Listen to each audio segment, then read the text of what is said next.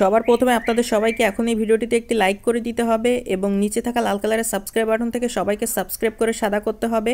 এবং পাশে থাকা বেল আইকন থেকে অল সিলেক্ট করে দিতে হবে। সুতরাং বন্ধুরা ভিডিওটি কোনোরকম টানাটানি না করে শুরুতে শেষ পর্যন্ত মনোযোগ দিয়ে ভিডিওটি সম্পূর্ণ দেখুন। তো বন্ধুরা আমরা প্রাথমিক পর্যায়ে যখন একটি গ্রিন স্ক্রিন সুন্দর করে আমরা ব্যাকগ্রাউন্ডের মধ্যে সিলেক্ট করে নিই, হয়ে গেলে আমরা সুন্দর করে প্লাস আইকনের মধ্যে আমরা ক্লিক করি এবং গ্যালারির মধ্যে হতে আমাদের মনে পছন্দীয় যখন একটি কাঙ্ক্ষিত চমৎকার একটি ছবি সুন্দর করে সিলেক্ট করি এবং সেটিকে গ্রিন স্ক্রিন ব্যাকগ্রাউন্ডের মধ্যে সুন্দর করে বসিয়ে নিই। বসানো হয়ে গেলে সেই গ্রিন স্ক্রিন ব্যাকগ্রাউন্ডের মধ্যে বসানো ছবিটিকে আমরা আরো সুন্দর এবং চমৎকার করে গঠন দেওয়ার উদ্দেশ্যে বিভিন্ন রকম টুলস এবং বিভিন্ন রকম ফাংশনগুলো রয়েছে, সেগুলিকে আমরা সুন্দর করে সঠিক পদ্ধতি অনুসরণ করার মাধ্যমে